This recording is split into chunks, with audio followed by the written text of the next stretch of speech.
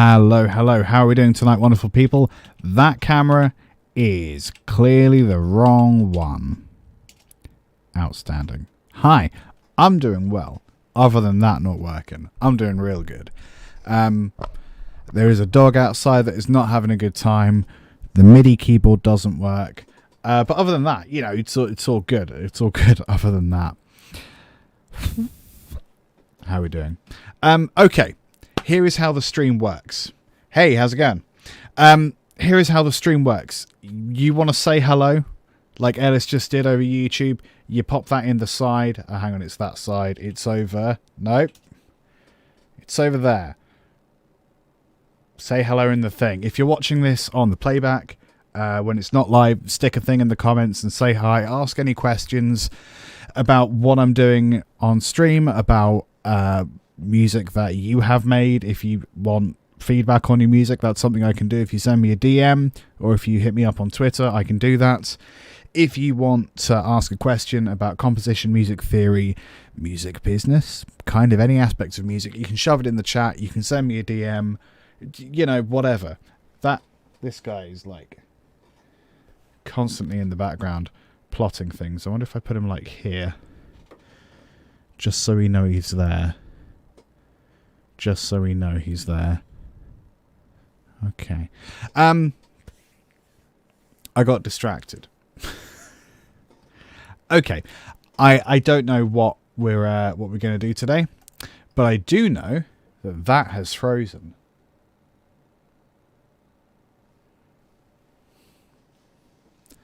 Wait there, please.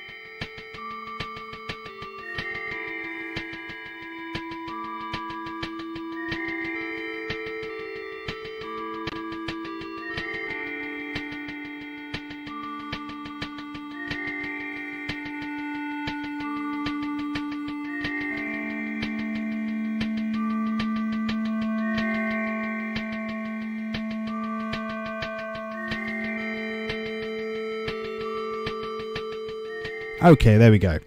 I fixed it because I'm a genius. And we have a question from Miles Norwood on YouTube. Hey, Liam, little question you may not be able to answer. Don't you challenge me. When I drag a loop into Cubase, it's not at the same pitch speed as it is when I play it not in Cubase, have the tempo track on. I think what will be happening is a sample rate mismatch. Yeah? Let me explain. This is the boring jargon bit that you may or may not want to know. Sample rate is basically the level of detail in which you record or you bounce an audio track. And we traditionally, if we're doing high quality audio stuff, we bounce at 48 kilohertz, and pretty much everything else we do at 44.1 kilohertz. You don't need to know any of that except for the numbers 48 and 44.1. 48, 44.1. So let's run a little example. Actually, if I really quickly record a drum loop, this will take me a couple seconds because I'm a pro. I'm just going to shove that onto, I don't know, indie rock. Give it a second to load. Why did I choose to do an example with the thing that's going to take the longest to load? And I'm not going to guarantee that this is the problem, but every time someone asks me this kind of question, it has so far been the sample rate. So I'm not going to promise that this is the answer, but I'm pretty sure it is. So I'm going to record a little drum loop. Just shove it in here.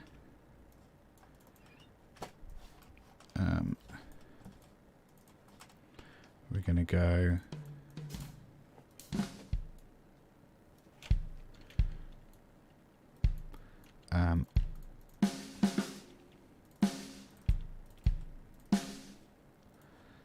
Let's make it sound a bit more like a drum.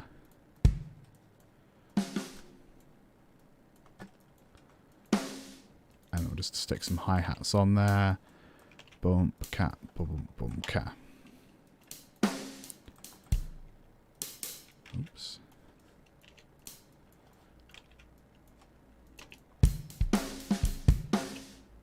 So that's going to be our drum loop. Boom, cat, boom, boom, cat. Nothing, you know, genius. This project is currently at 48 kilohertz. And I found that out by going project setup. My face is slightly in the way of that. Wrong button. Oh my god, when will I learn how my setup works? Project setup, 48 kilohertz. The lower example is 44.1, the other number we spoke about. So I'm going to export this sample rate 44.1 instead of 48. And we're going to do that as interlead, and we're going to create an audio. Actually, no, I'm just going to do nothing for the moment. Export audio. That's going to take a second because it's a short loop. And then we're going to open that project. Excuse me. We are then going to drag and drop that sample that we just exported into the project. So, oh, it's just called Yes. That's good. So when we play it through this, it sounds exactly the same. And when we play it in Cubase, it's the same thing, right? If we drag and drop this into the project, you will notice that this is my export range, and this is the length of the sample. Well, how can that be? Because I exported this much. And it's quite a lot faster, and it doesn't loop. Not in a musical way, anyway. And that's because I exported it out at the wrong sample rate. If I do exactly the same thing again, audio mix down, but this time choose 48 kilohertz, it's going to be fine because that's the same sample rate that the project is in. And I'm going to call this Yes 48 just so we remember. Yes 48. Drag and drop this on here, and it's the same length as our original MIDI recording, as our instrument track, and it's the same pitch as well.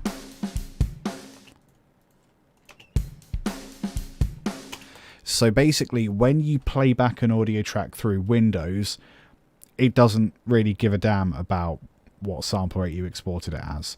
But when you import it to your project, Cubase does. So there's a couple things you can do to fix that.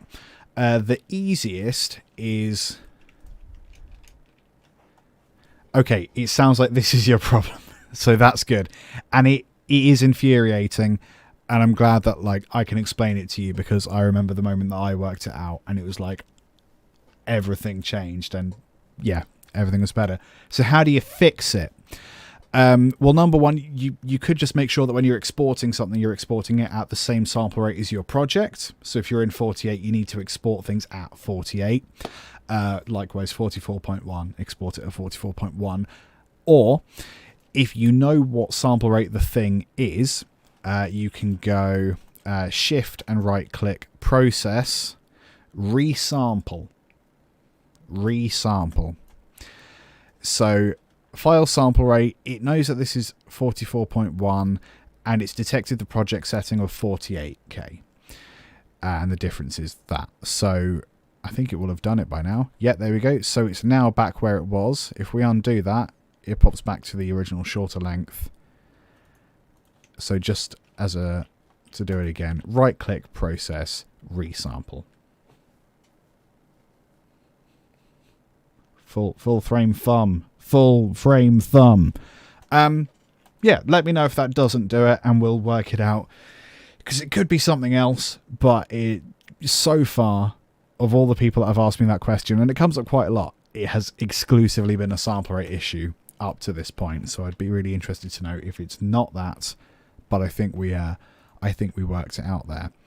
All right, let's make some music. We already have a drum beat here, don't we? Faster or slower? Let's go. Actually, I always go slower. Let's go a little bit faster. Let's go 136. But I think I'm gonna.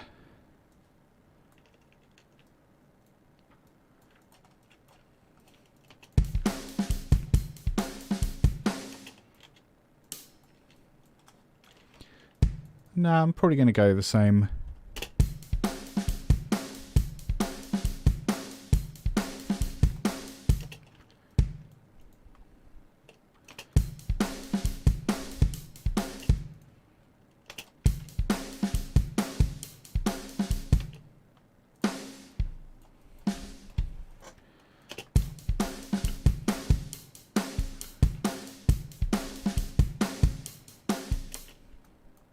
Another one there.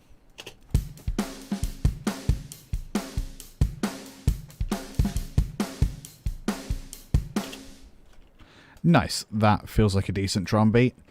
What do we do next? Because I always go drum beat first, don't I? Let's maybe find something in, I don't know, Pad Shop or something. I never take full advantage of Pad Shop despite it being really powerful. Let's see what's in the Pad Shop 2. Ooh, motion. Strange wire. Ooh.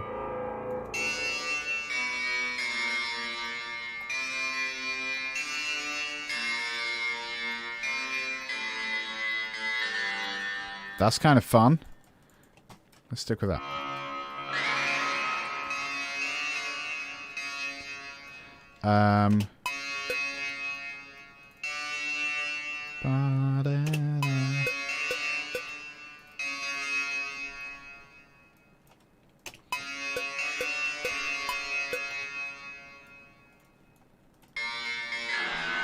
I will drop down an octave.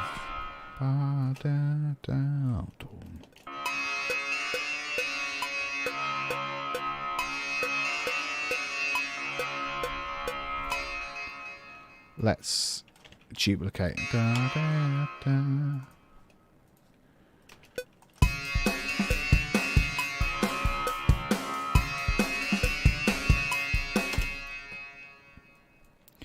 Let's change it again.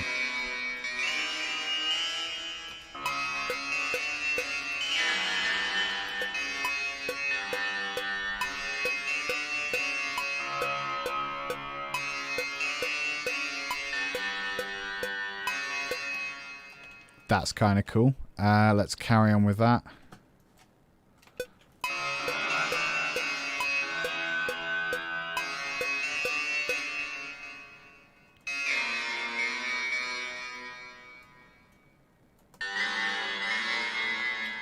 Okay.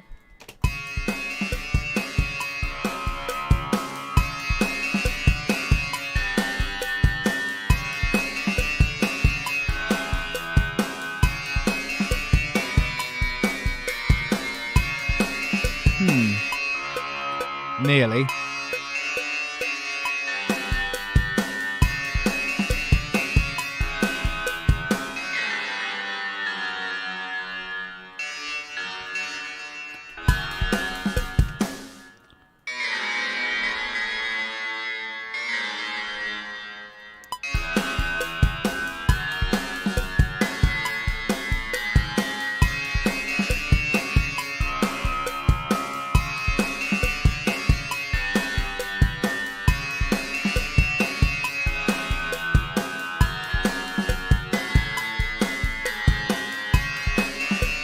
That's nearly there. What about this?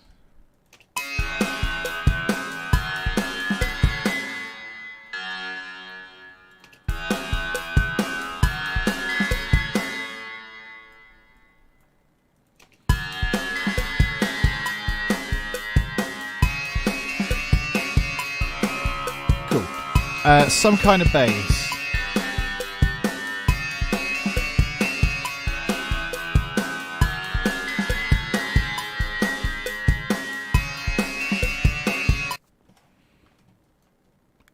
Let's try massive.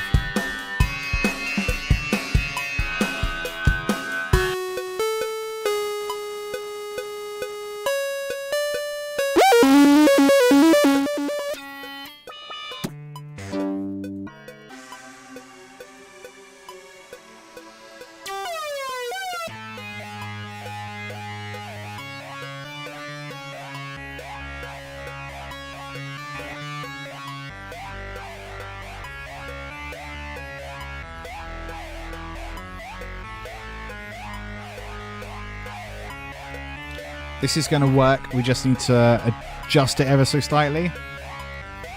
I don't like how much panning is going on. So I'm just going to see if these 5 and 6 controllers are used elsewhere. Doesn't look like it. So we can just get rid of that.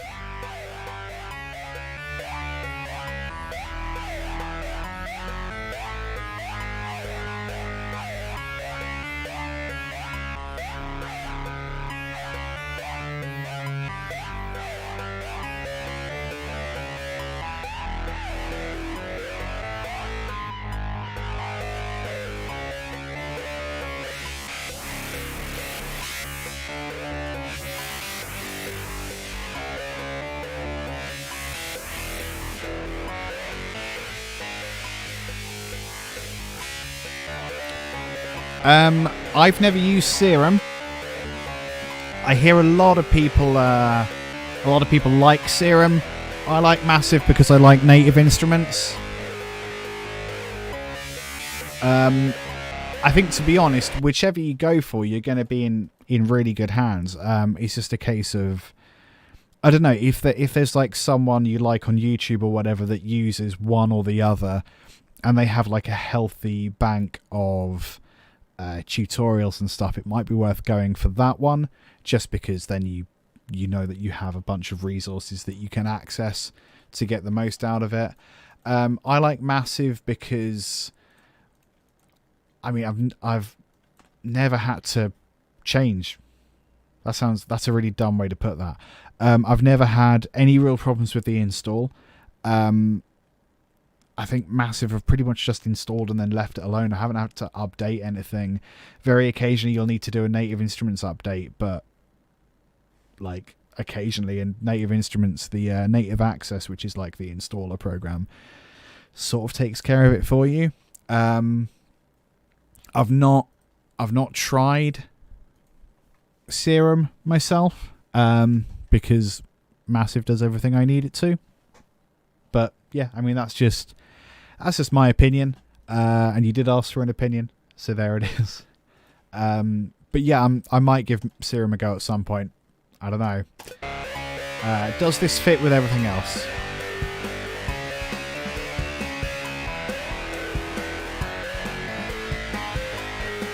It does, but it also dominates.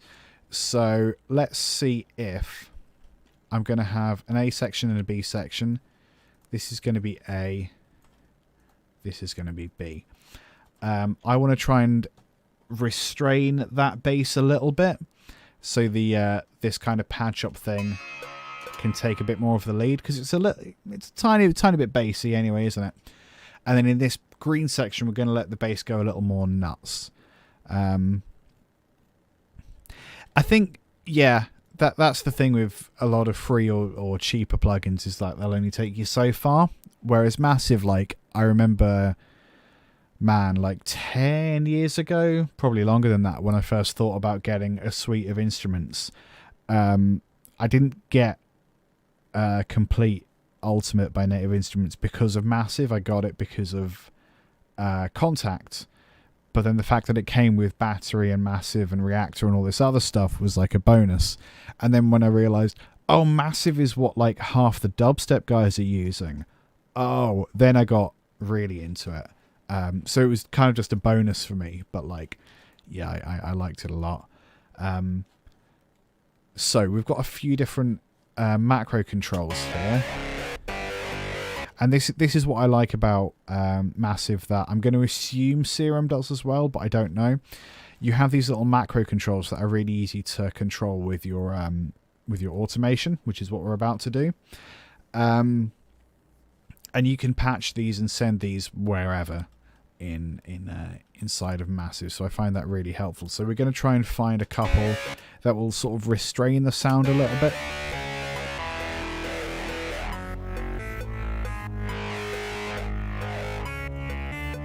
That's a good one. So, number 8.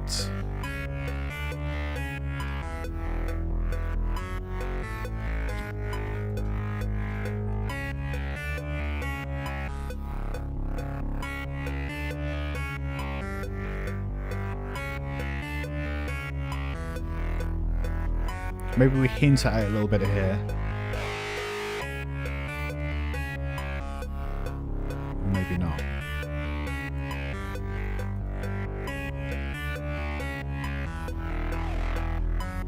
That's quite nice, actually.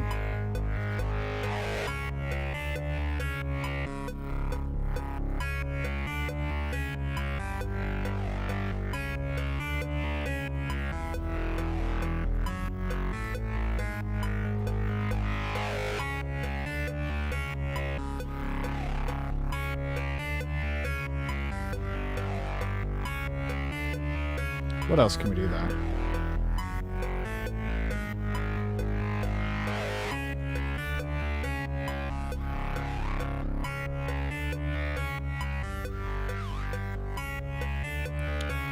Oh yeah, so the automation panel is directly under my face.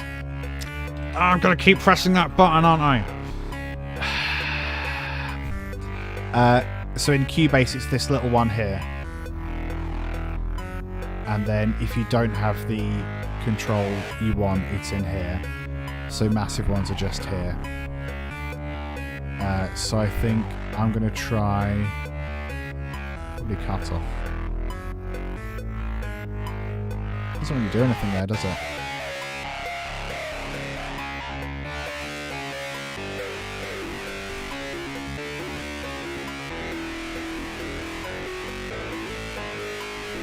Ah, god damn it! It's driving me nuts.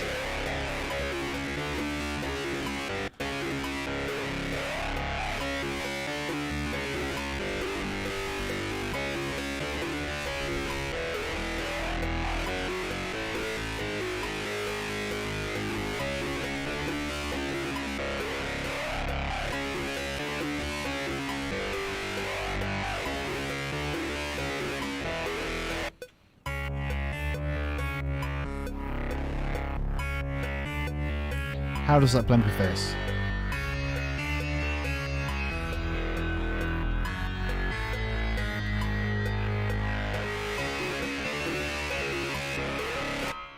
So maybe the pad shot bit for this section needs to come up a little bit. Oops, in terms of pitch.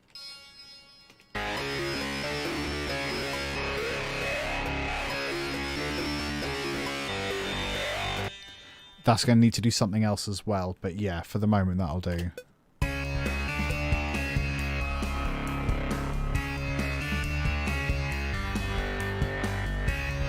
Just going to compress the bass a little bit.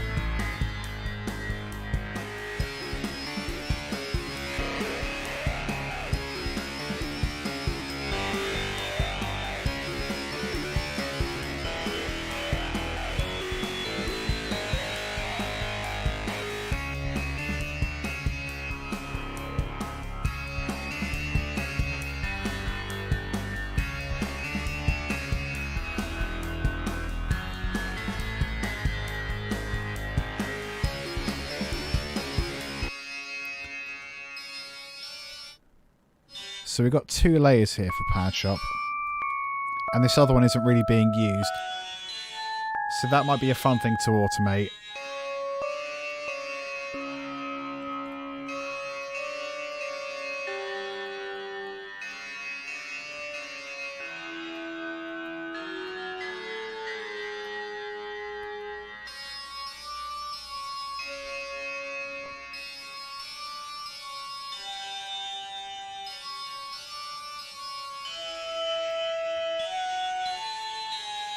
That's quite cool. Let's stick some effects on that as well.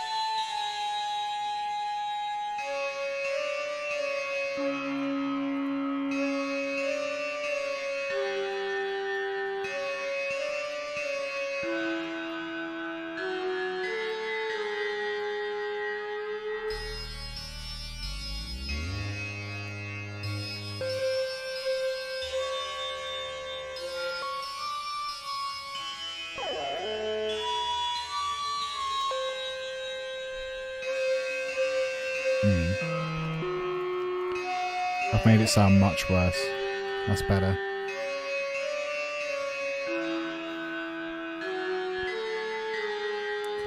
Ooh, yeah, another good question. Let's try that with the drums.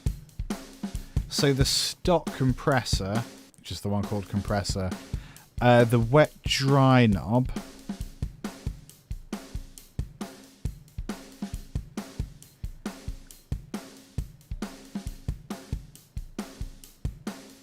Wet dry knob. So I don't actually have a wet dry knob. Is this what the compressor looks like for you? Because it's possible that's an older version of Cubase. But basically, when with stuff like compressing, yeah, if you push it too far in one direction, it just starts to like drastically transform the sound. Oh, the dry mix knob. That's interesting. So the most plugins, as you know, will have a wet dry mix. So you can basically say, is it entirely dry or is it entirely wet? This one is slightly different because it's assuming that you want the whole thing to be compressed, but then how much you have the option to introduce up to 100% of the original signal again. And I guess the reason it sounds weird, it sounds like they're overlapping on masking. So that could be if I set the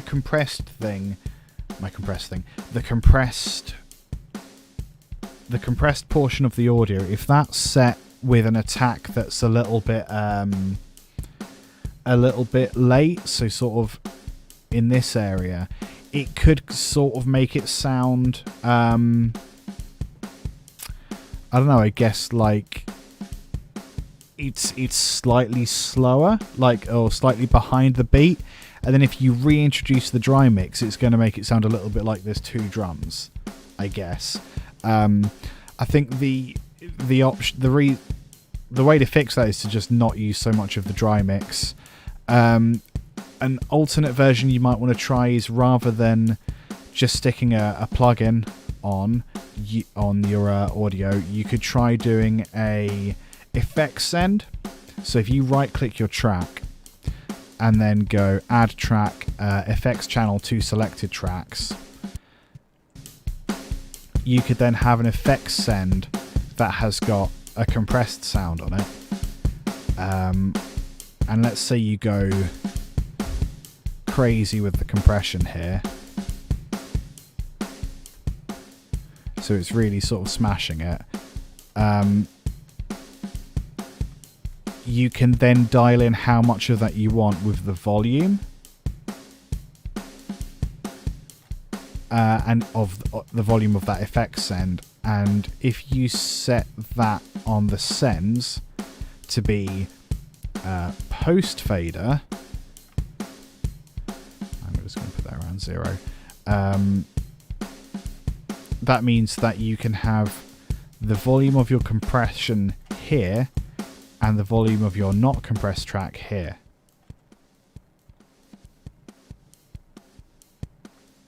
So maybe you only want a little bit of that and a little bit of that. So then you kind of have a blend between the two. That's just another thing to try, maybe, if the way that you're doing it at the moment isn't giving you the results you want. That is basically sidechain compression. There are other ways to achieve it as well, but that's kind of the most straightforward way, I think. God, every time. So I guess the answer to your question is that if it sounds kind of bad, don't do it unless you deliberately want that sound. And now you know if you do deliberately want that sound, you know how to achieve it, which is pretty helpful. I guess. For me, I want to change up these drums, actually. So I'm going to swap to battery. Because I think we'll have a bit more fun with a kind of more electronic sound. And let's have a scroll through here. What have we got?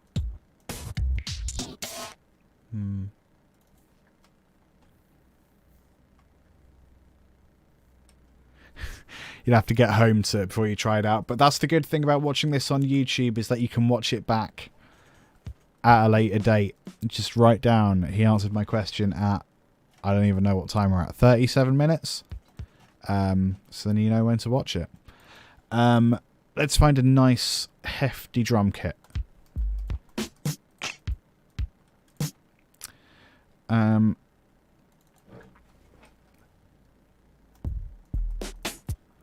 It's tricky because I'm not 100% sure what I'm after.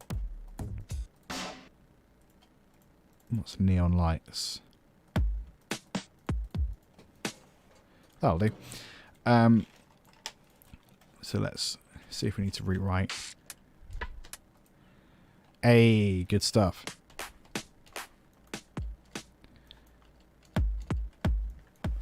So these slightly lighter kicks I'm going to put up here.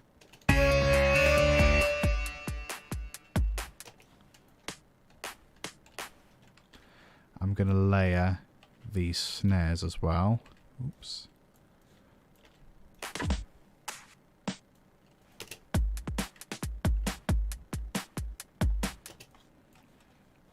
And I'm actually going to go just one hi-hat.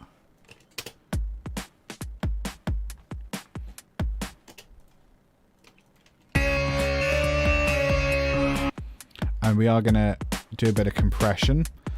I'm going to use a squasher.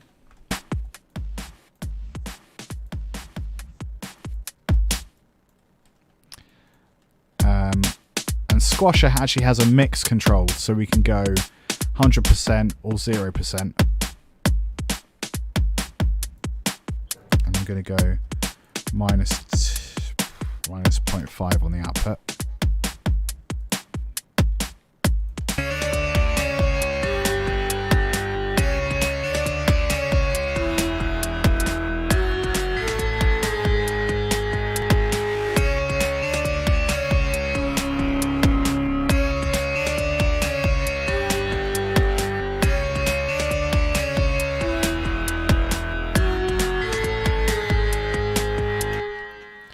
So this section I feel like is going to be a bit of a transition into here.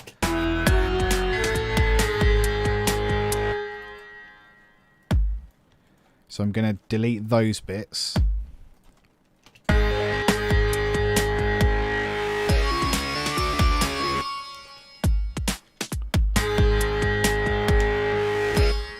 And actually here we're going to automate the mix of squasher. Squasher mix. So down here we're going to have like 10%. And we're going to have that at like 50. That's alright, mate. Like the whole reason I'm here, like half the reason I'm here is because otherwise I wouldn't make as much music as I do, and the other half is because I like teaching stuff. I find that I'm quite good at it, and people seem to like it when I tell them things. And also, I'm on the Steinberg website as a certified trainer, so to an extent, I kind of need to show that I know how music production in Cubase works. So like, don't ever feel like you can't ask me questions. That's 100% of why I'm here. So compression, yeah, compression's tricky.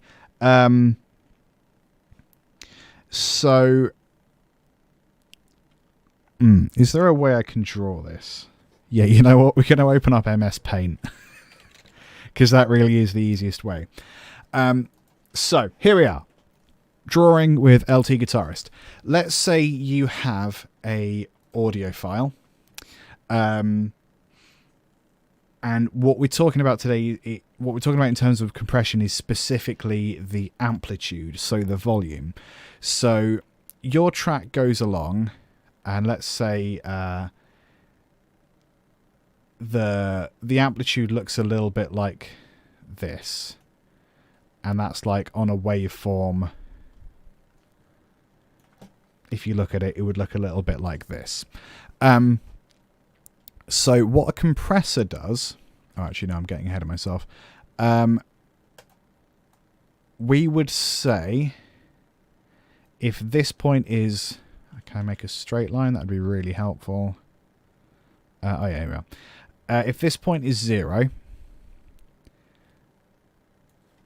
and then up here is the amplitude. I'm just going to label this as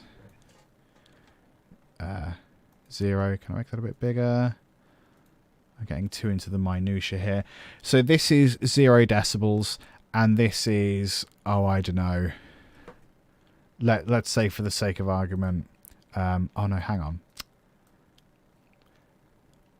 Because this is that weird thing with audio where actually 0 is what you want to aim for, and then it's minuses that you've got to look out for. So that's half the reason that things like compression are so confusing, is because 0 is actually the maximum, and then you've got to count backwards from 0. So let's say this point down here is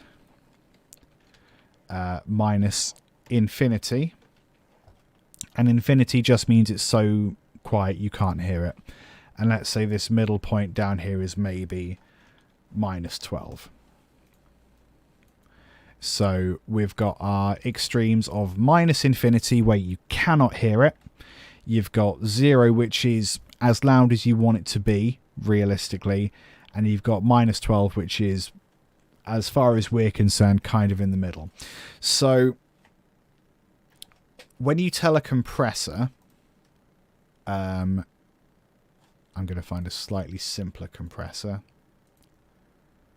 Dynamics, just the bog standard compressor. When we tell a compressor that we want it to kick in at, oh, let's say minus 12 decibels, like that, what it's going to do is it's going to look for any audio that reaches and exceeds minus 12 decibels, which is going to be here. Yeah? Let's make that as straight as possible. We'll pretend that's a straight line. It's all good. So when your audio signal meets or exceeds 12 decibels, your compressor is going to do something.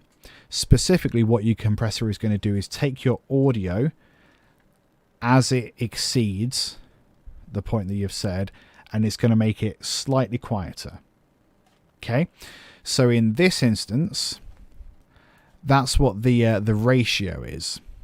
So if we have a really small ratio, so just 1 to 1, it's not going to do anything.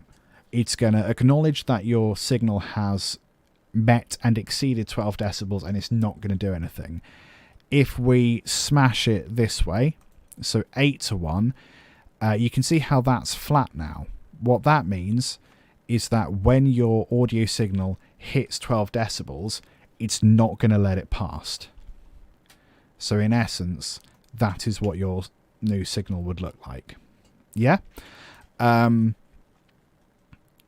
If, however, you say, oh, I don't know, maybe 2 to 1, close enough, 2 to 1, it's going to reduce the volume a little bit. So when your audio meets or exceeds 12 decibels, it's gonna do something like this. It's gonna squish it a bit. So the whole idea is that you have most of your audio that is unaffected, but then the loudest bits of your audio just get smushed down a little bit, like compressed. Maybe that's why they called it that. What other stuff have you got? That is all you really need to know about compression. So if, let's say I turn the squasher off for the moment, because that's going to confuse things. If we listen through to this drum part,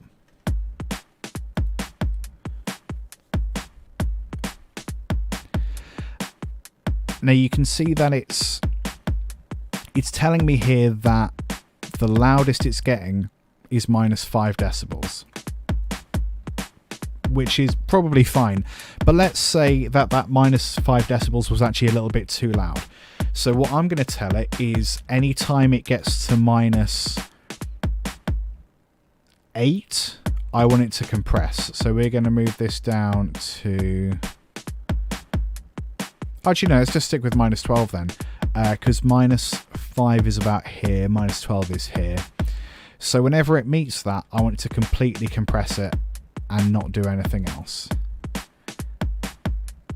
And this GR here stands for gain reduction. Sorry, my face is in the way. GR here stands for gain reduction. So you can see whenever that's moving, it basically means that it's squashing things ever so slightly. So what happens if we bring this all the way down? The gain reduction is going ham. It's doing a lot of work. And you can see that the input is much louder than the output, which might be just right for your specific purposes, but it might also not be. So that's really the bare bones of compression. Stuff like attack, hold, and release. What that is to do with how quickly the compression acts. So we're going to make another little drawing here. And this is called what we got, ADSR. So we've got the attack, which is how quickly or how slowly a sound happens. We've got the sustain. We've got also release, and we've got decay. So attack comes up quite a lot, and attack in any context within music is how fast or slow a sound happens. If a drum or a clap as an ADSR would look like this, because the sound happens very quickly. It's got a very, very fast decay. It's got no sustain and no release. That's what a clap looks like. A snare is a little bit more, because the sound sort of sticks around for a little bit, and then you've got kind of the rumble of a snare, and it kind of fades away, especially if it's reverby. If it's real reverby, it would do that. A piano would probably be a little bit gentler. Piano would probably be a bit like, if you hold it, it would do this. If you just pluck it, it would then drop off like that. So the things you need to worry about there are the attack and the release. So if I didn't have very long to think about how to describe attack and release, so I'm sorry if this doesn't make as much sense as compression, but basically attack is how quickly something happens. So if you're using drums, you want the compression to happen pretty much immediately, unless you want it to kind of affect everything after the initial impact of the drums. You might put it to like 8 milliseconds or something. The release is after it's... Sorry, I need to explain this in terms of compression, really, don't I? So let's say your signal has detected that you are at 12 decibels. once it's detected you're at 12 decibels, it knows it needs to compress the signal to the degree that you've put in, which is the ratio. The attack is how long it takes to kick in. So if you're playing like long held out things and you want it to sound a little more natural, you probably want a kind of slow attack. If you're playing drums and stuff, you probably want quite a fast attack. The release is how quickly after it's detected your 12 decibels, the compression's acknowledged that it needs to compress, and that and it does it after the attack. How long does it stick around for? How long does it take to fade out the compression? And then the hold is once it's detected that you've exceeded 12 decibels, how long does the compression stay for? So let's say we have compression that happens instantly, it's held for a little bit and then immediately let go. Another example, it detects minus 12 decibels, it slowly comes in, it holds a little bit, and then it very slowly fades off. I hope that makes a little more sense. Compression is basically all about detecting when you exceed a volume, which is the threshold, and then how much do you want to reduce the audio by, the volume by, which is ratio. And then most compressors will give you attack, hold, and release. I actually don't really know what analysis is. Not really thought about it. Some compressors will give you the option to auto release, which can be quite helpful. And then the dry mix is how much of the original signal do you want to be in there as well.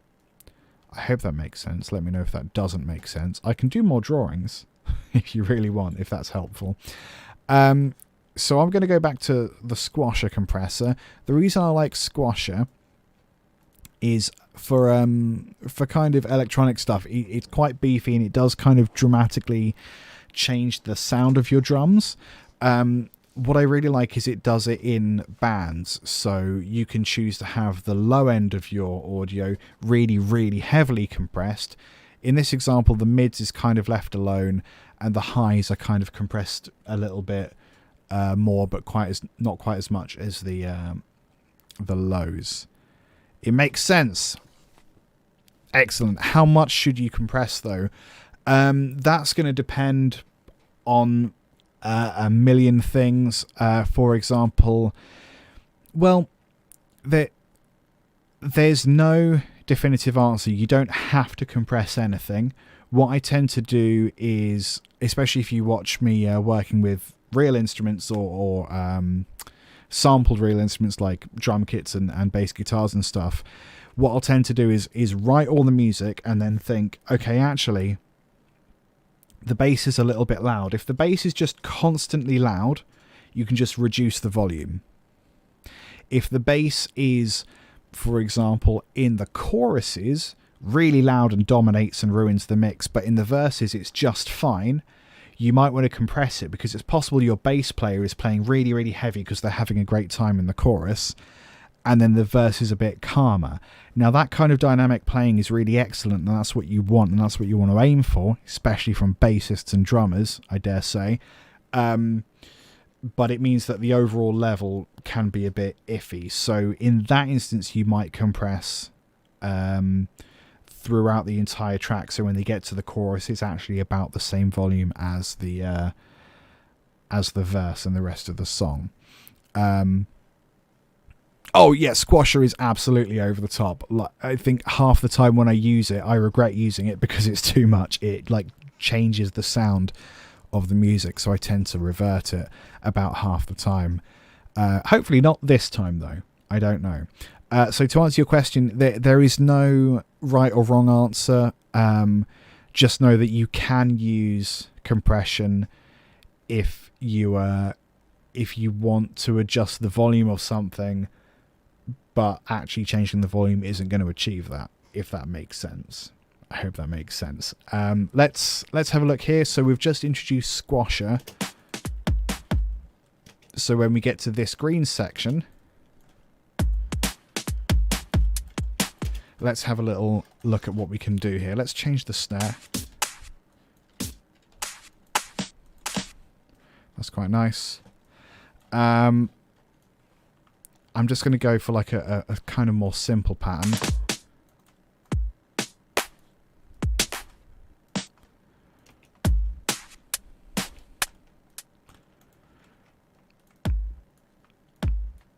Let's try this just to see what it does. I'm going to push all of those up a bit.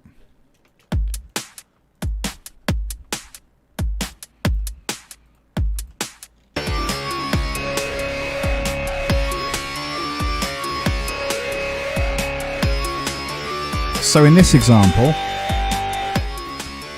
I'm going to increase the mix because actually the bass is dominating and I want the kit to be a little more present.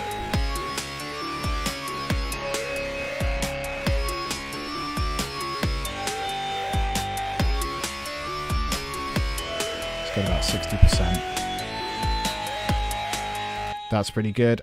This compressor is doing a little bit of work.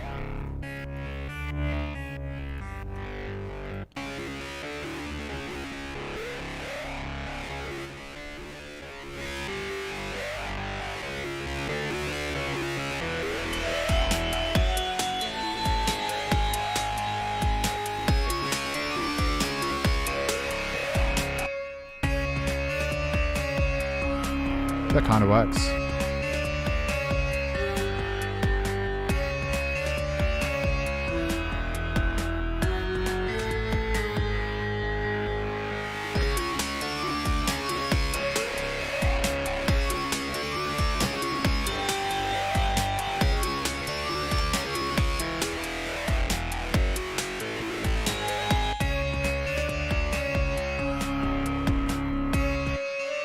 So we were going to automate the A and B layer in this a bit, weren't we? Layer mix.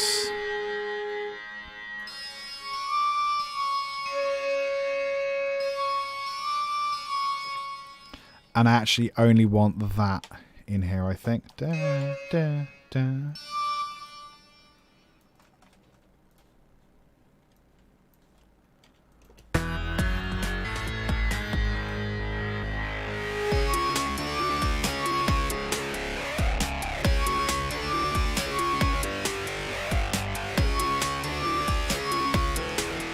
Going to reduce the volume a little bit actually as well.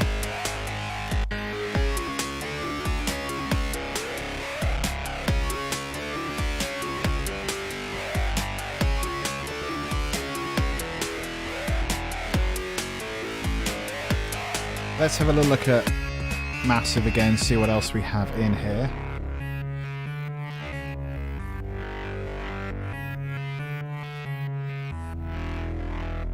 So the wavetable automation here actually feels like it can do some cool stuff, so we'll introduce that.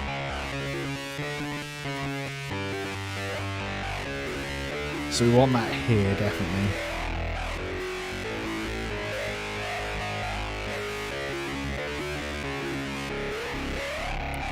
I'm going to introduce it a little bit here as well, just for fun.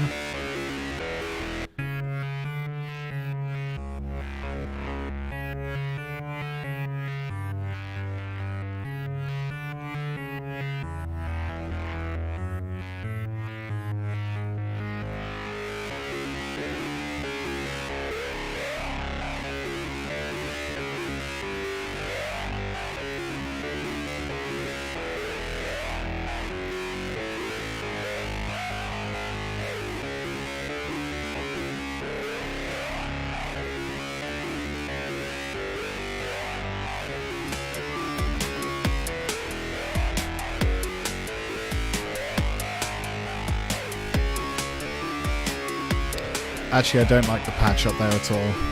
Changed my mind.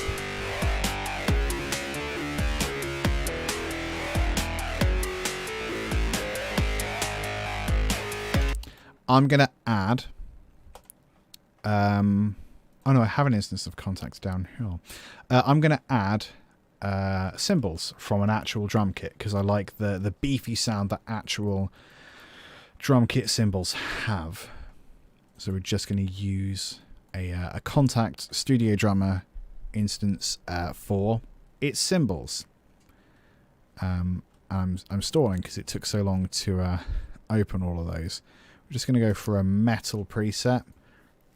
I'm going to make sure the room's nice and pumped. We're just going to call this cymbals. Oh.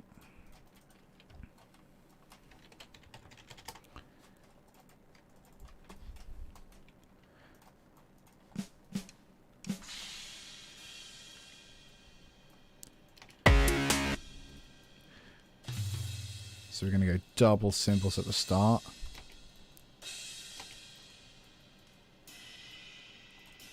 And we're going to do, I think those are China.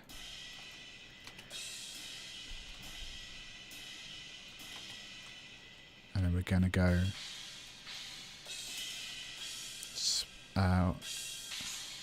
Splash and China. Oh no, hang on, that's got a bit more volume to it.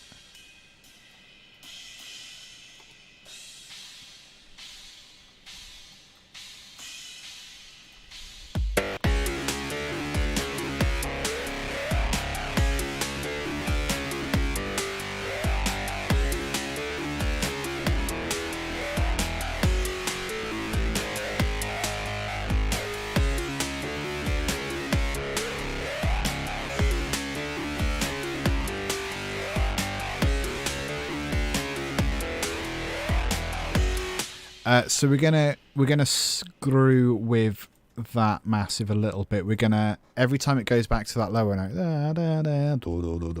we're gonna find weird things to do with it. For example, in modulation we have the chopper.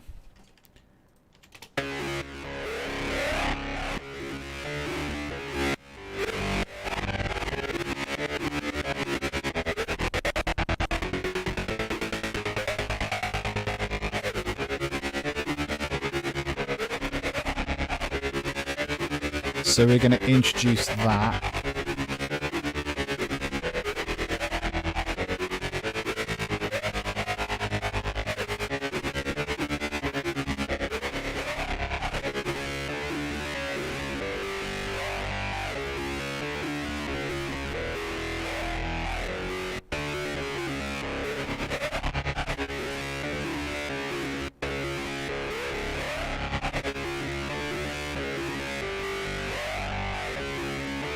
We're going to do it here as well, and we're going to change the tempo of the chopping as well. So we need another instance of automation, chopper speed. So we've got 16ths there. We're going to go 16ths, 32s, 4ths, 8s. Maybe we're just going to stick with that one and then go 32s there.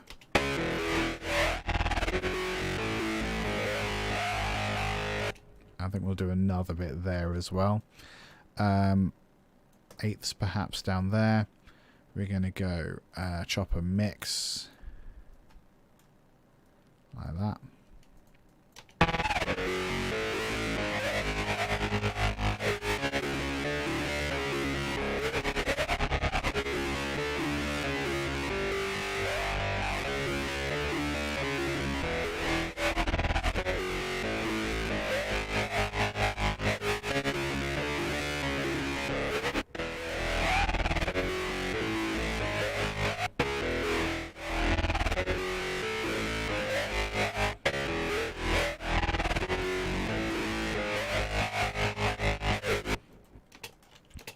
Yeah, man, if you send it to, you can either come find me in Twitch and drop a DM, or you can find me on Twitter at LT Guitarist and drop me a DM. My camera froze. Hey, I'm back. At LT Guitarist. Come find me on Twitter. That's probably the best thing. Just drop me a DM. If I know to look out for it tonight, I'll actually find it, hopefully. I'm going to say that's the best thing to do. Happy to help if I can. Let's find another way to screw with this. I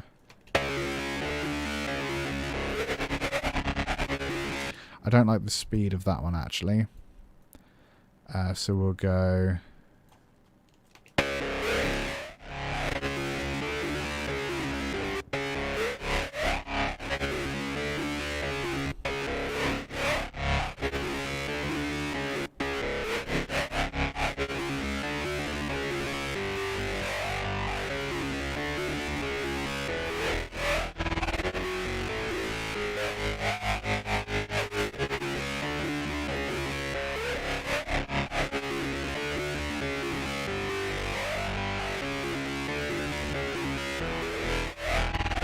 Nice one, I'll have a look at that later.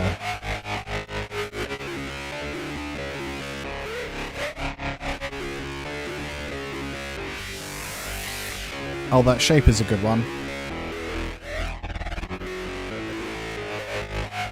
So we'll go... Shaper.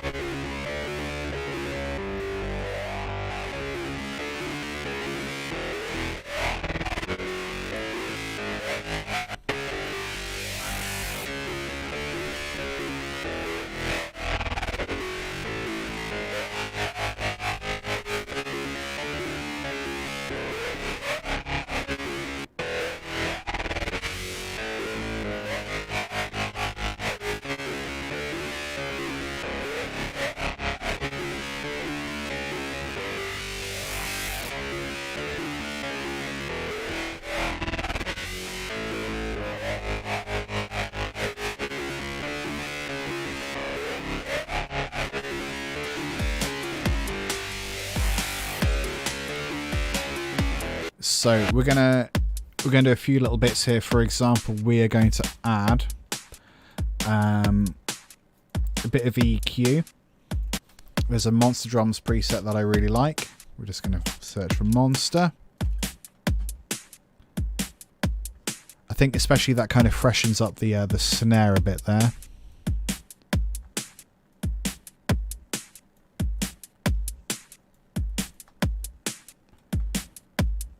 Nice.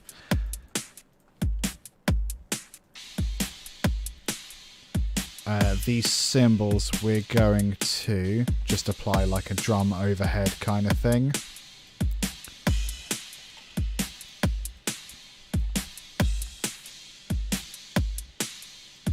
That's nice.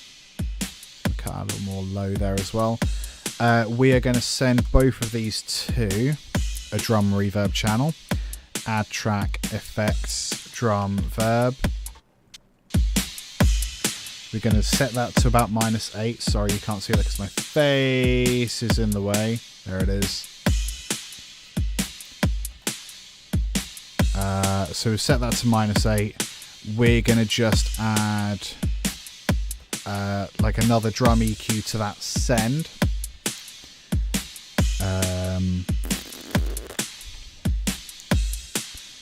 Just clean snare clarity. Basic drum overhead, I guess. And then we're just going to stick a crap load of reverb on there.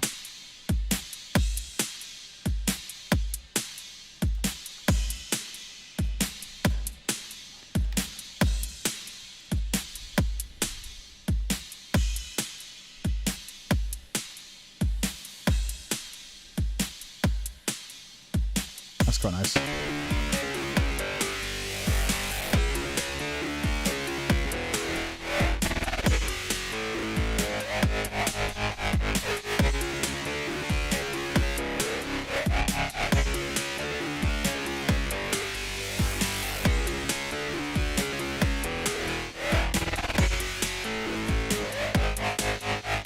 So it's cool. It needs a little more activity, I think. So I'm going to look for...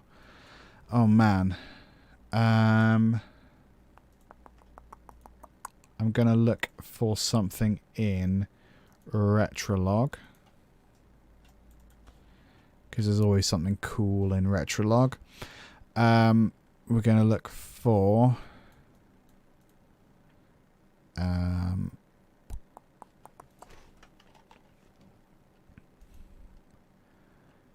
some kind of sequence. I don't know.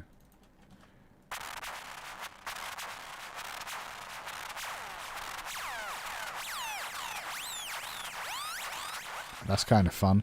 I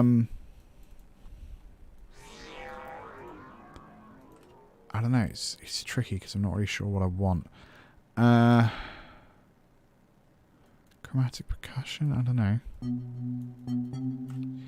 Let's go. Let's turn the sequencer on. We're going to go to 18. We're going to go. Just put a little bit of sauce on it.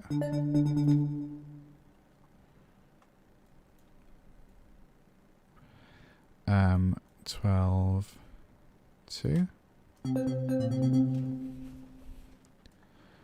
We'll go. This is all just guesswork.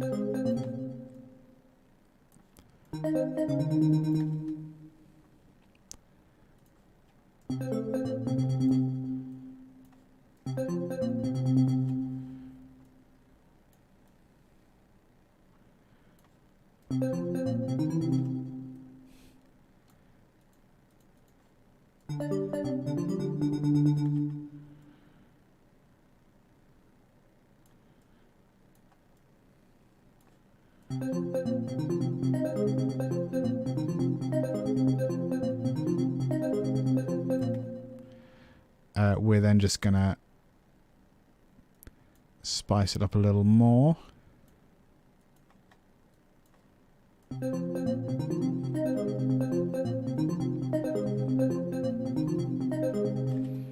That feels weird.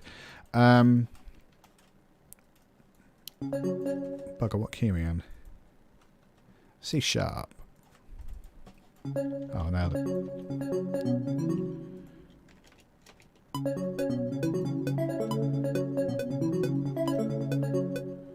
I've done something wrong. 18. Should it be 18 or should it be 16? I'm an idiot.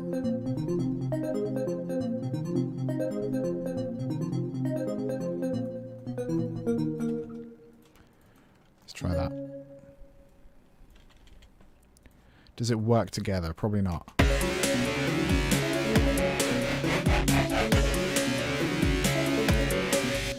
Flat 2. So what I need to do, the bass already implies a flat 2, so we have, that should probably be 1.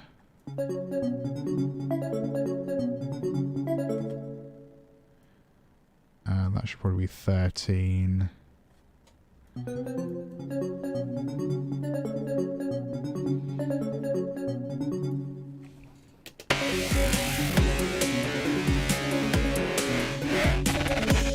The 8 doesn't sound right. Let's try that.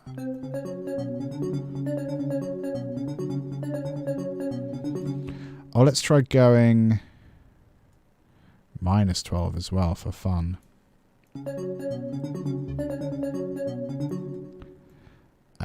Let's do that there also.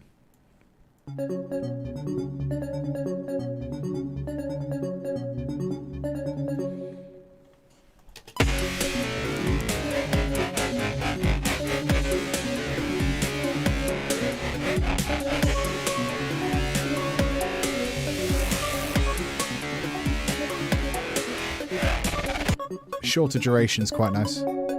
So, Miles, this is the same thing I was talking about earlier with release. You have a attack and release the same as you do in compression. Sustain is hold. They're the same thing. So if there's a lot of release here, the note carries on after it's played. Or it's a lot shorter.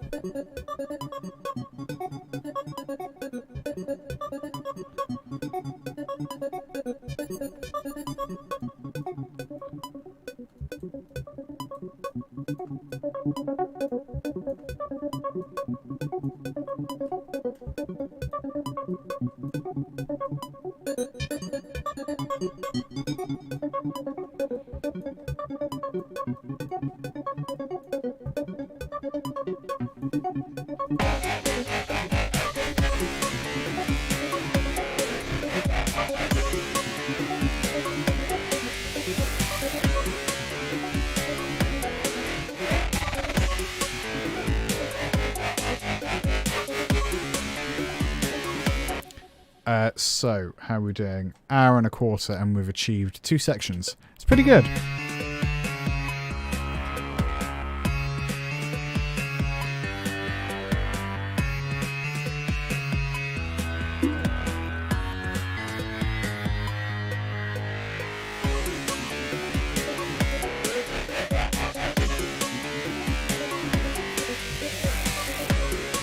No worries, bud. Hey, appreciate it. Take care. What a nice comment. Appreciate it, buddy. What are we going to do after that? I think maybe the arpeggio comes in halfway through that. That seems to make sense.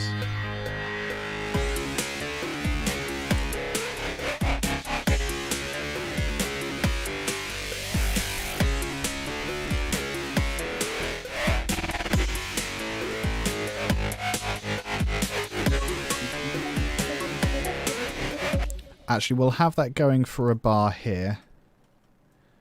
Or a couple bars. But we'll have it as like a low volume, and we're just going to automate it in a bit. Or entirely. I don't know.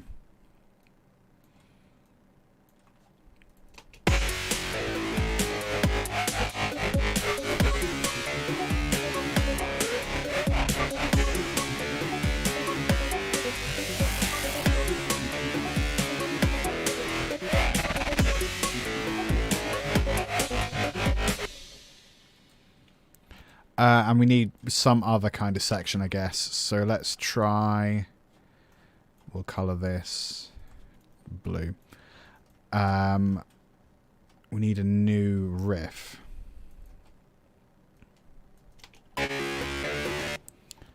Bump,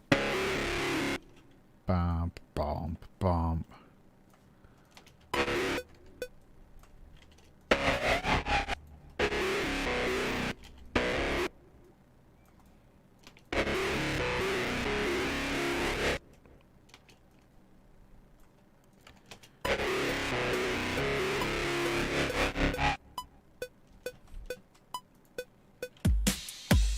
We're just going to do that, I think.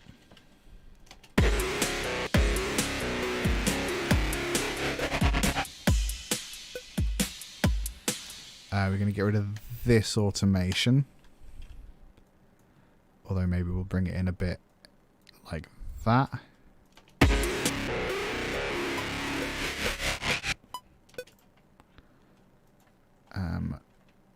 Okay, there's a lot going on. I'm just going to delete most of that, because otherwise it's going to freak me out.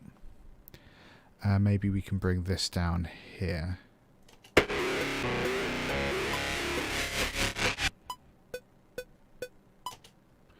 Yeah, that looks pretty good.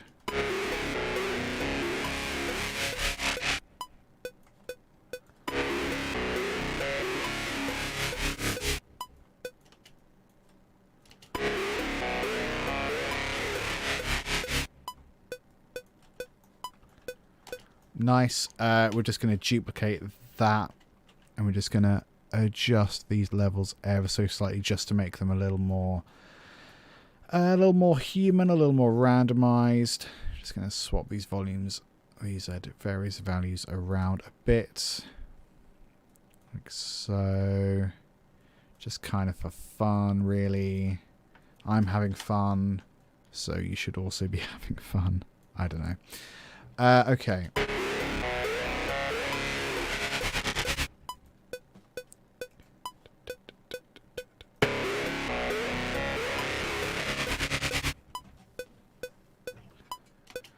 And that should perhaps have a meh.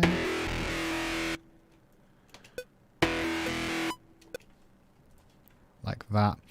That could be, I don't know. Let's do this. Yeah.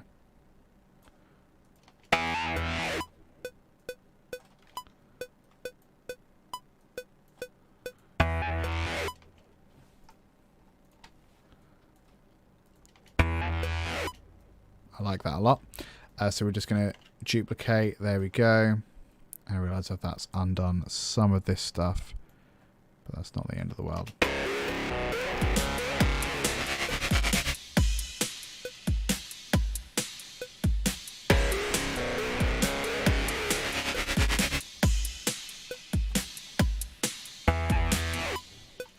We're going to get rid of those cymbals and we're going to go for a different drum pattern.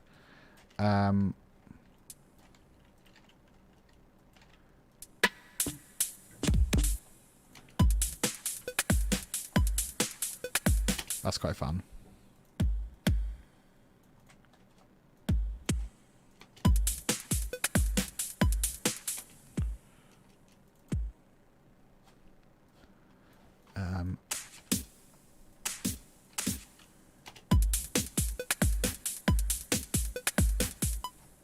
We're just going to make them slightly ahead as well, just for fun.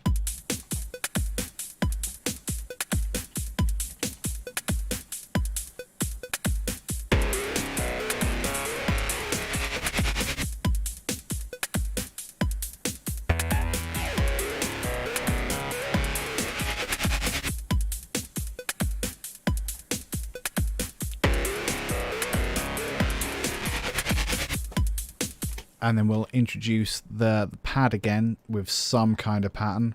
I don't know what.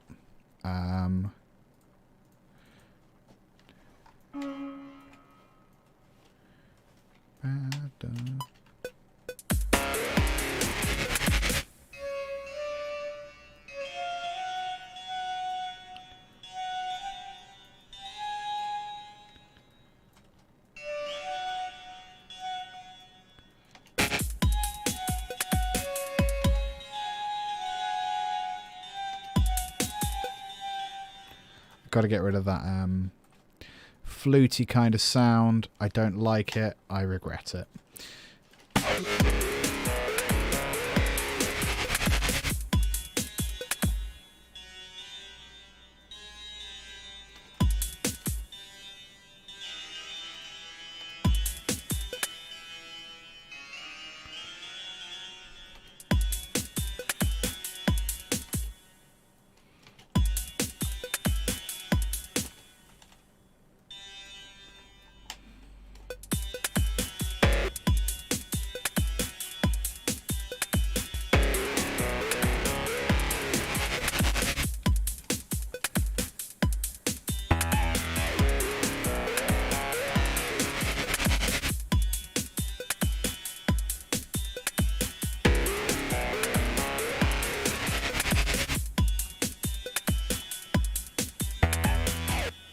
We've got to change up this drum pattern.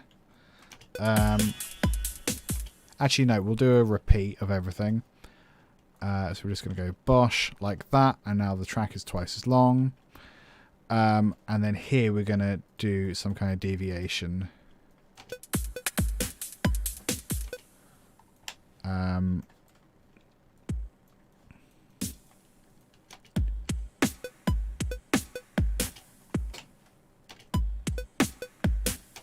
Like that.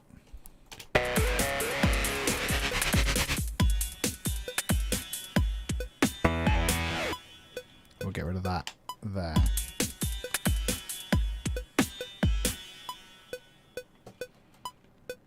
And then I think we'll go back to some sort of low, some kind of low tempo version of the same thing.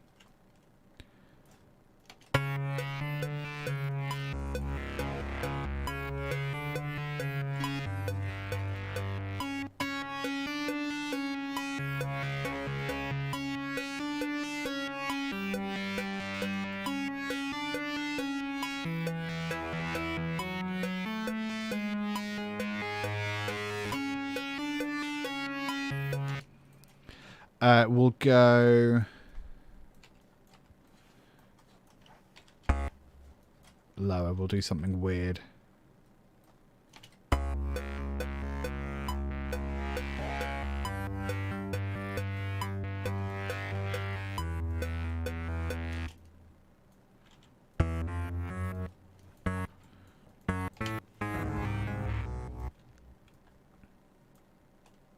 Yeah, we'll do that.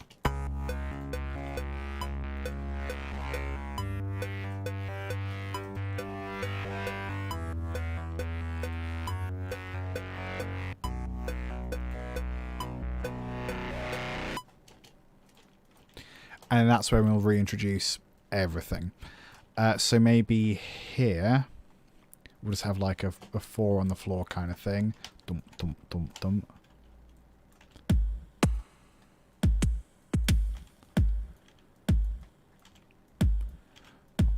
And then every other one is going to be a lower velocity. In fact, they're all going to be kind of low.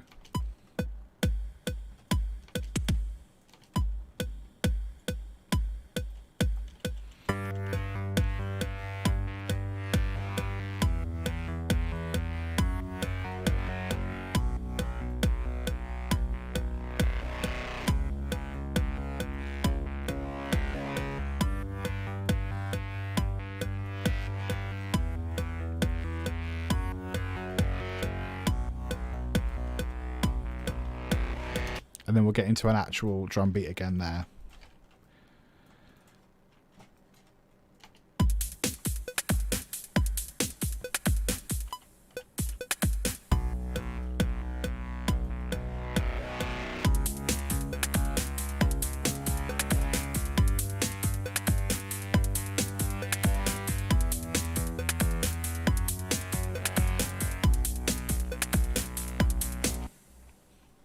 Just break it there.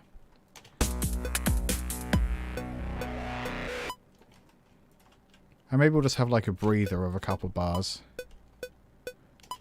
Yeah, and then we'll come back in there with, I don't know, blue bit, then, yeah, blue bit first, then this bit.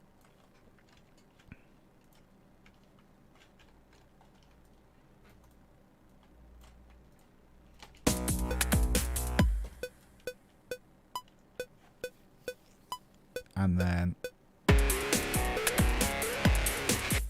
so we have a 4-minute 12 track, and then it's just a case of filling in the gaps, you know, making it kind of fun and interesting throughout. So what I'm going to do is just listen from the start and see if anything like really obvious jumps out at me. Also, I wonder if, can we do that just higher?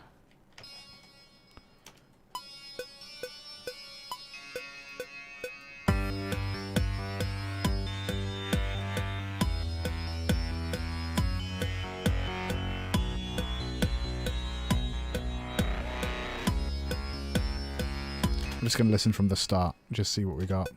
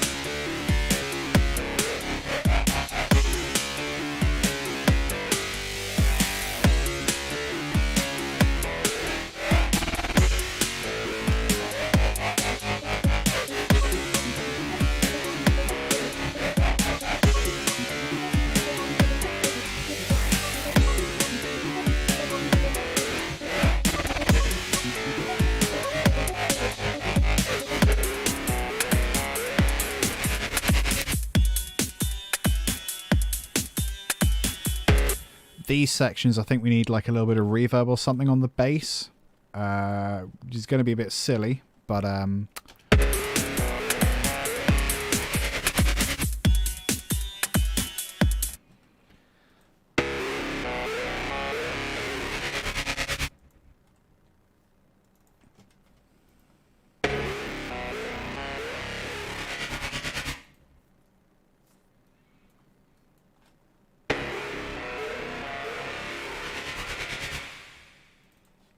A little bit longer than that, I think.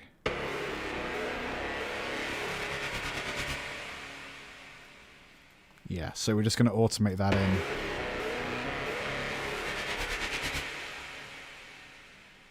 To about that point, I think.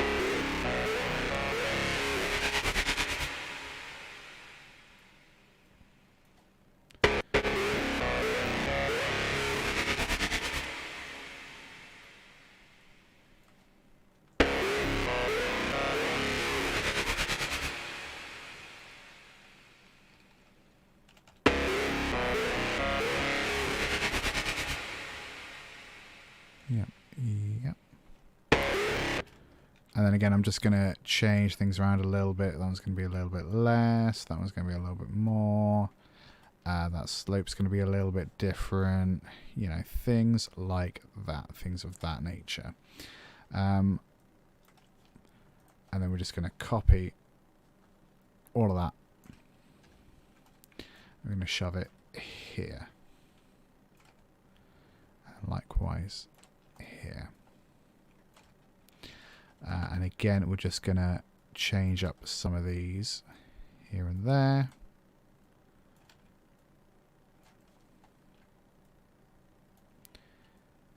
Just for fun.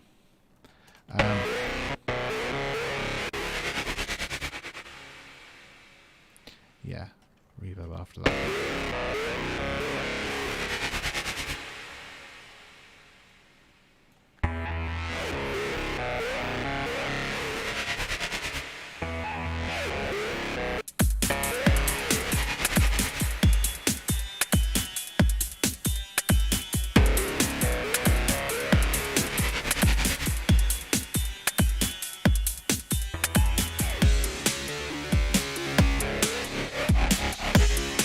So I'm just going to do some master chain stuff for a little bit.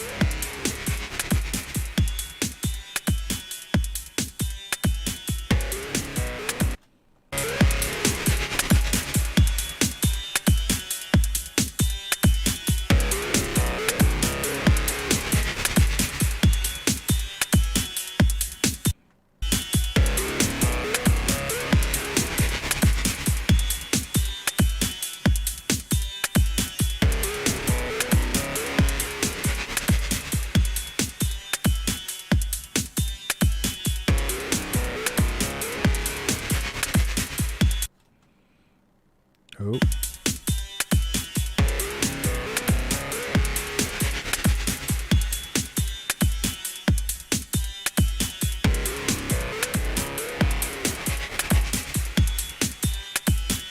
Oh, it's on a loop.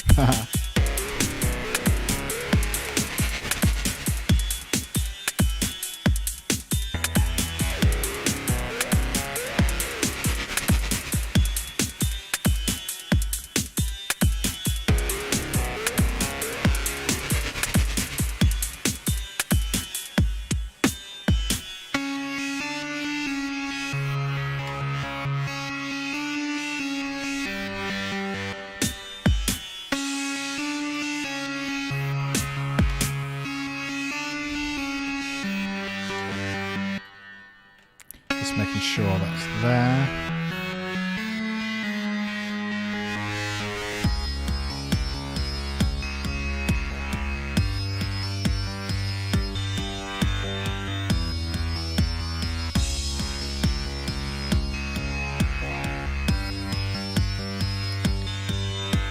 We're going to go ride on the offbeat.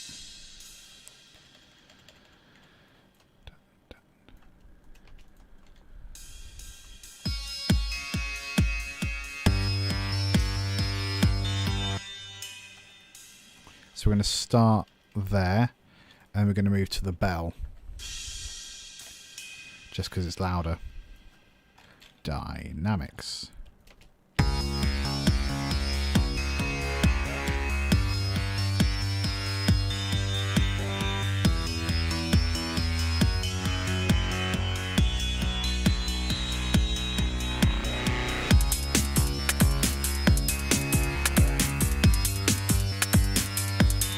I think we want the squash to still not be quite to the extent where it was before. So we're just going to bring it down 50%-ish. Yeah.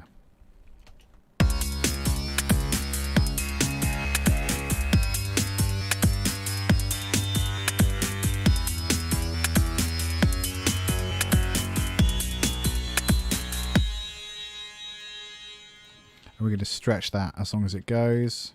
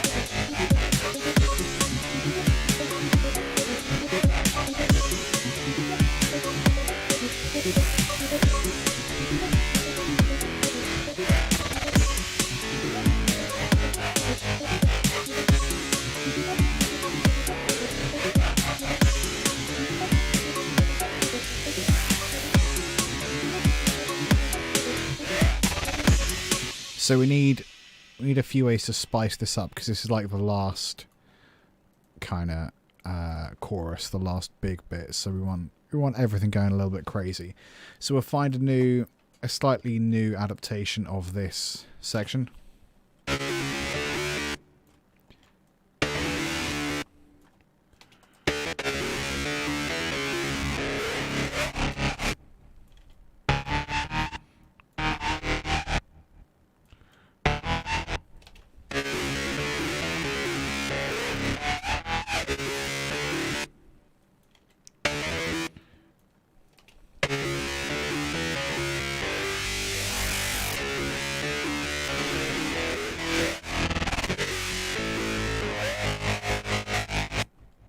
I'm just going to go what at the end. Oops.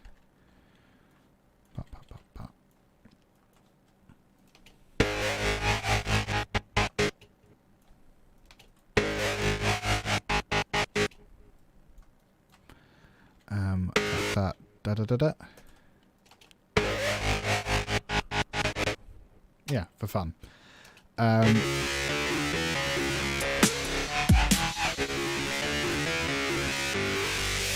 That one's going to be like a really big downwards pitch bend. So I'm just going to use the pencil tool here.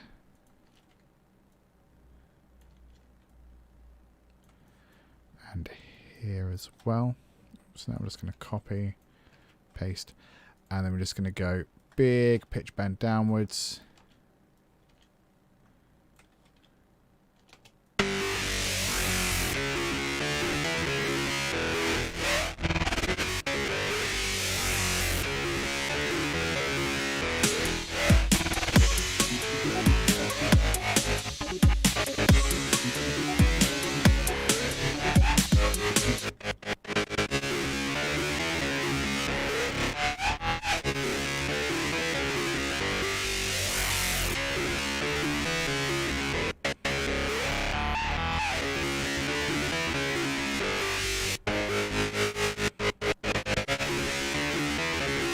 I did it wrong. It was this one.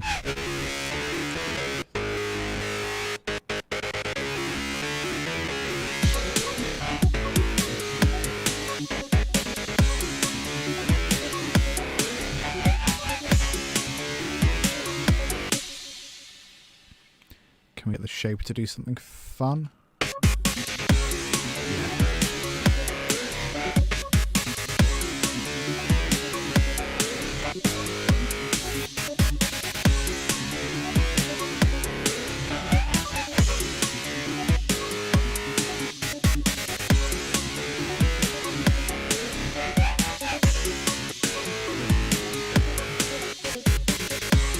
So if I duplicate that again, it'll take the automation with it.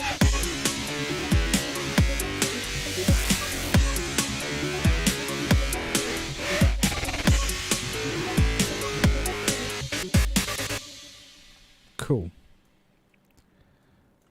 I'm just going to move, again, some of these around for variation. The sort of variation no one will notice, but that's fine because I know it's there. That sort of thing.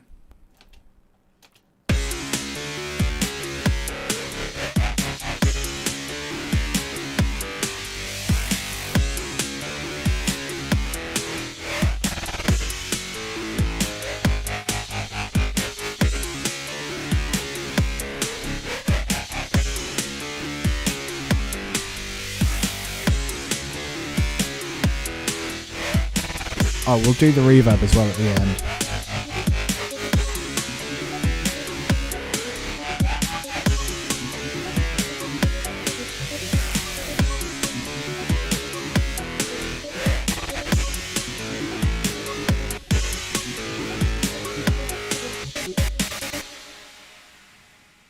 Nice.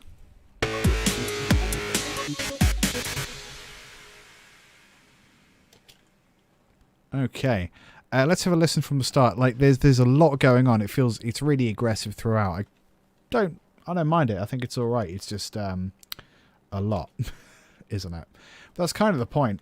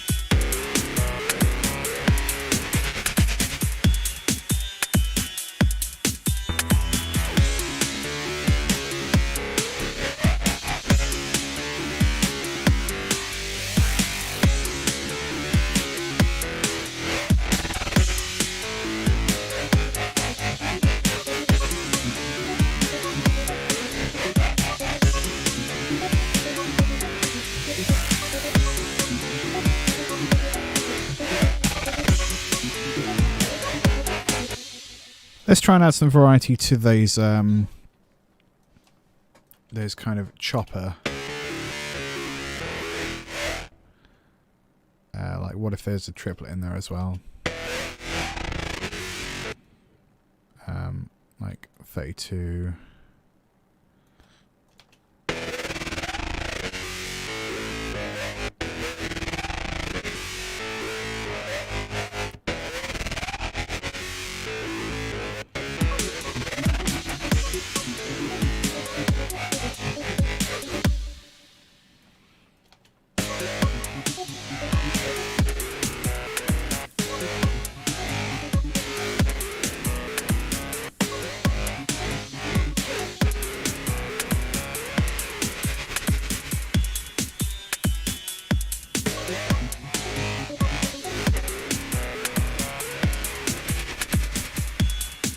And over here as well.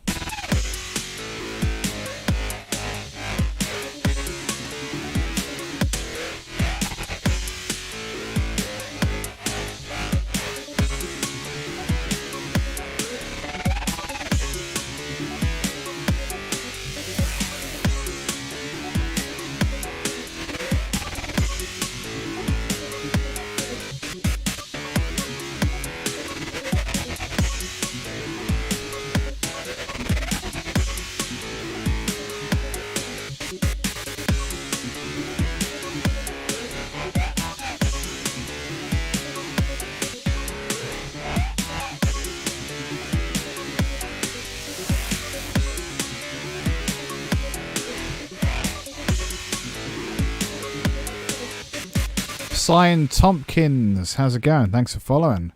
Good to have you here.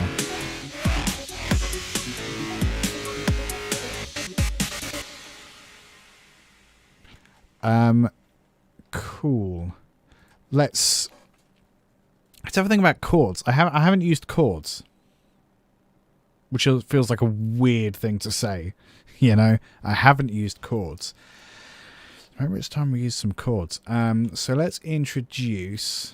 I don't know, man. Yo, how's it going, buddy? Something nice. Let's maybe have a look in Contact Retro Machines.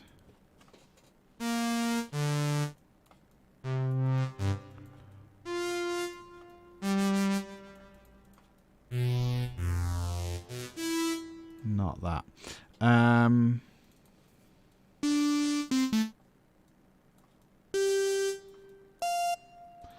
Nah, I want something kind of... It's sort of just hard to describe what I actually want. It's not going to help me. Chroma pad. Ooh. Yeah, that sort of thing might be right. I'm just going to call this chords. So, I think in this section especially... I copy that. We're going to go up a couple octaves, or maybe just one octave. We're going to add a fifth.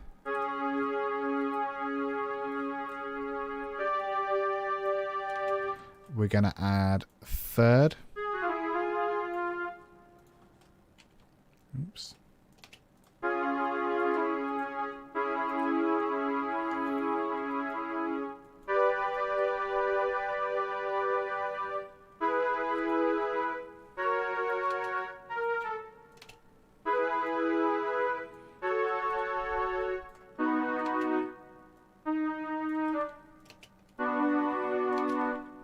Is that right?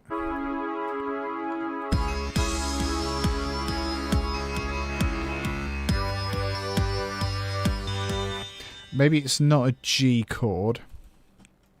Maybe it's more like a E chord which has a G, you know?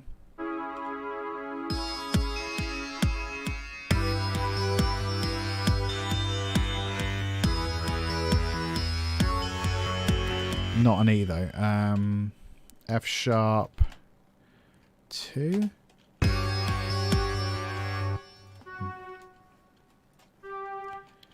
What if? Nah. What other chord has a G in it? I mean, it could just be like a diminished. That'd be stupid.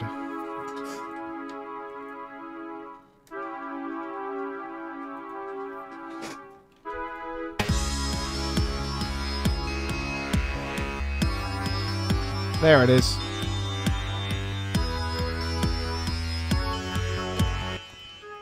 We'll keep that a G.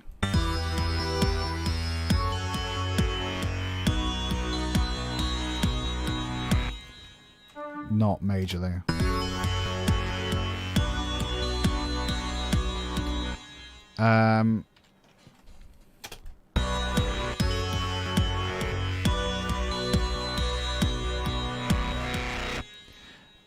B, so that should just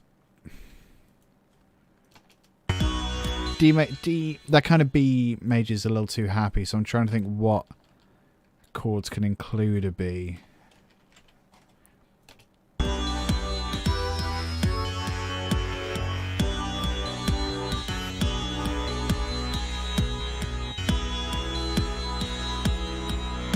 That's weird.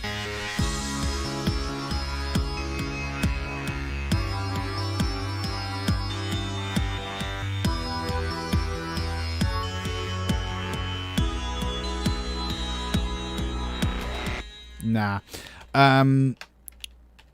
Let's try. Oh, because it's Phrygian, isn't it?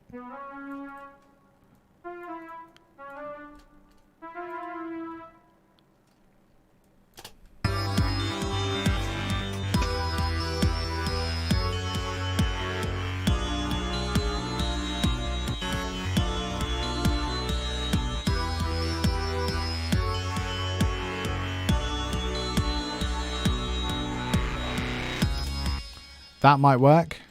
I don't know. We need a bit more release there.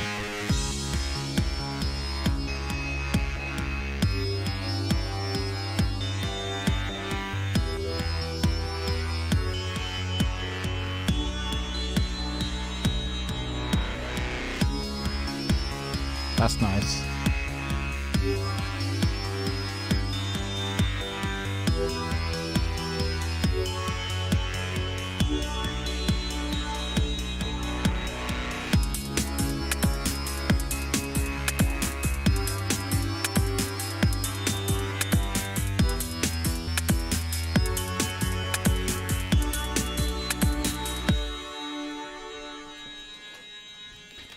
So that chord's got to be different, I guess. I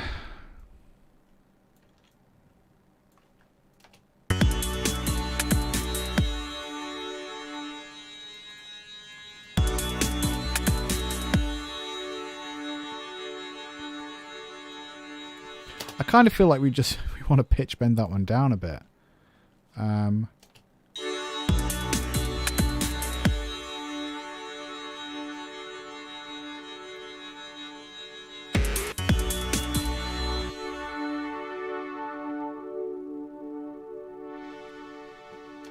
That's not what I wanted pitch bend to do, is it?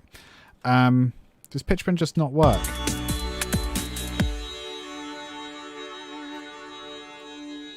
Oh no, pitch bend does that. That's weird. What an unhelpful thing. So let's scrap all of that. How do we do a pitch bend then? Interesting. Pitch. I don't know, what does that do?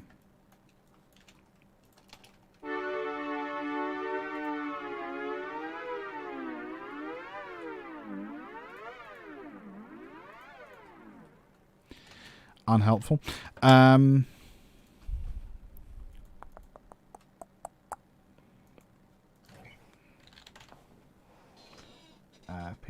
Pitch LFO.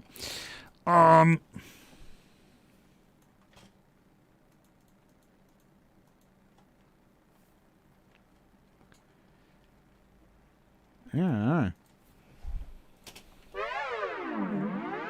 Oops.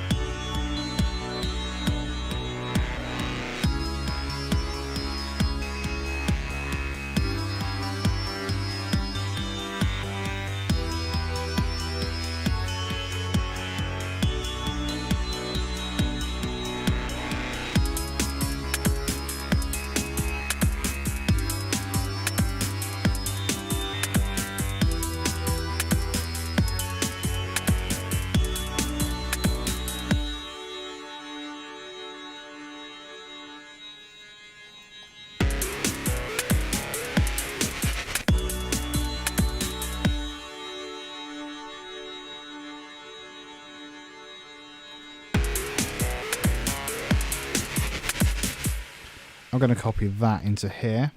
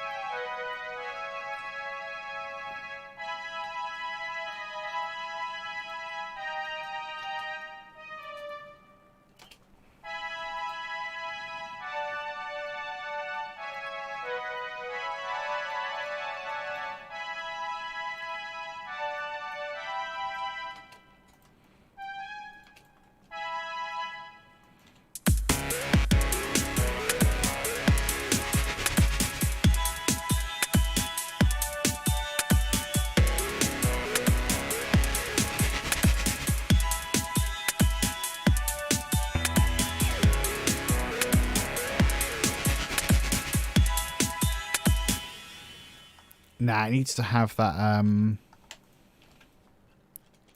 that melody in it, I think.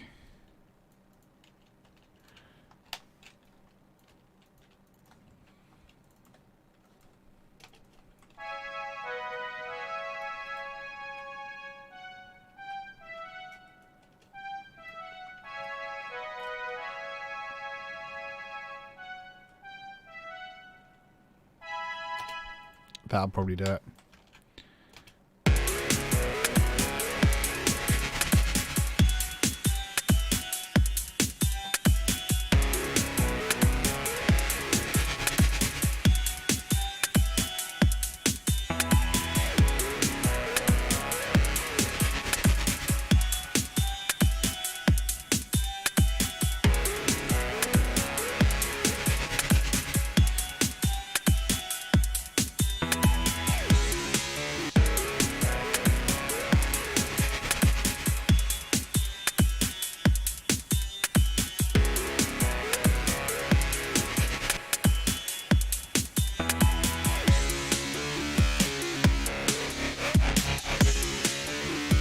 Do these chords work here?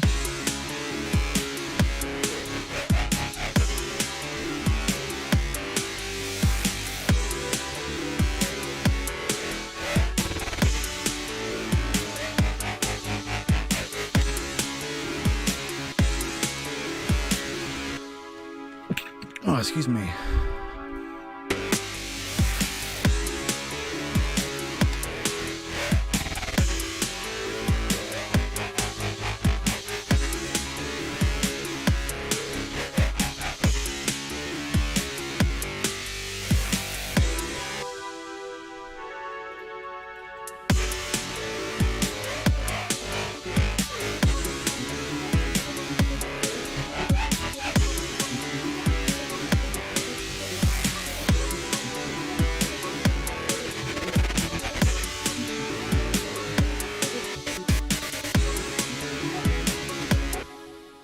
So it's gotten a little messier now that we've added the chords. There's places where I think it really works and places where I don't. Like, I like this bit. I'm not sure on half the chords, but I like this bit. One way to tell would be to load this up and just see if there's any conflicting notes. I should just do beep outs.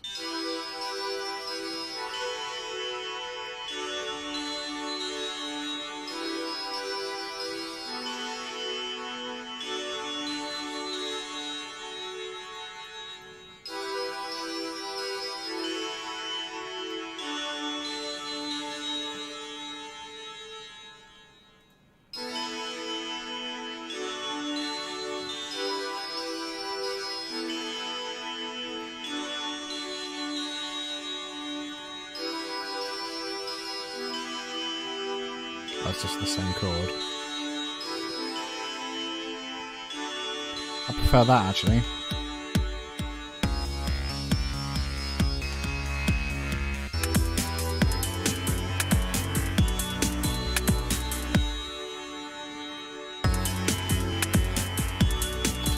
Yeah, I don't know. I'm not 100% on that. I'm going to listen through once and then probably leave it there for tonight. Thank you for hanging out and talking if you did.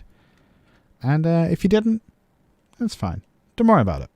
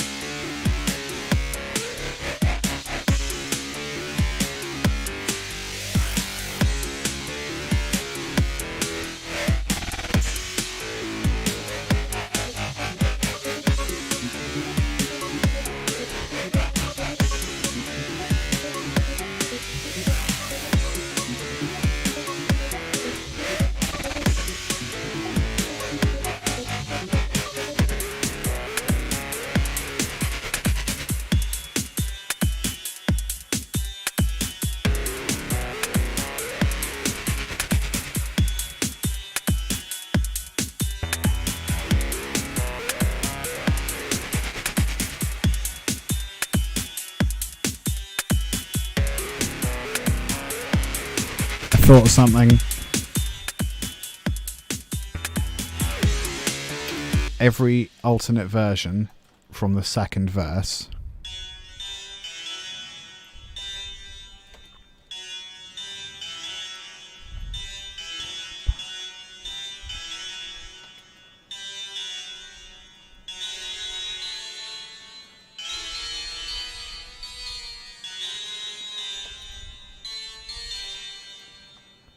will do something slightly different.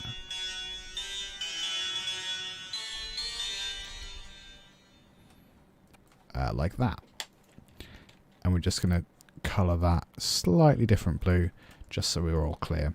And here, I'm just going to add that there. Let's carry on listening from that same point.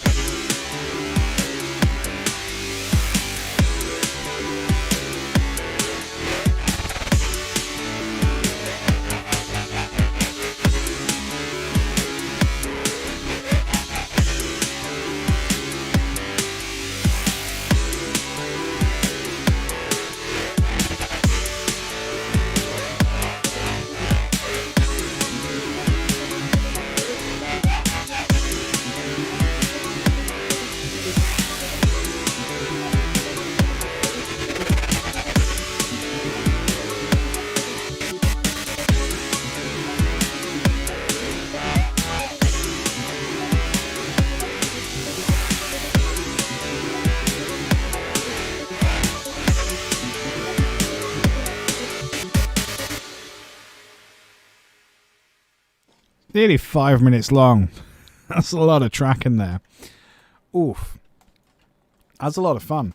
I like that I spent ages answering some questions in detail and still managed to make a 5-minute track. I think that's a lot of fun. Thank you so much if you did ask a question today. Thanks for hanging out. I noticed I've got a couple of followers there, which is real fun. Yeah, I'm going to be back. The next scheduled stream is Saturday, 1 p.m. UK time, 1 p.m. GMT. And then Sunday this week as well, I'm going to be streaming on Convo Hat Podcast, Conversation Hat Podcast on YouTube, Convo Hat Podcast, all one word, on Twitch. I think I'm playing Wolfenstein, although I wrapped up the main quest line, and I need to look and see if there's actually like much more to do, like the little wrap-ups, the little side quests and stuff. So that's the plan. Maybe Wolfenstein on Sunday.